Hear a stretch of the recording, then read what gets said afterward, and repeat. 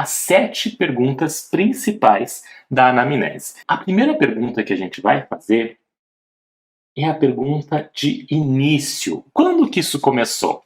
A segunda pergunta que a gente vai fazer é em relação à localização dessa dor. A terceira pergunta da anamnese que a gente tem que fazer para o nosso paciente, além de início e localização, é a frequência. Passamos então à nossa próxima pergunta, que é em relação à duração. A próxima pergunta é em relação à intensidade.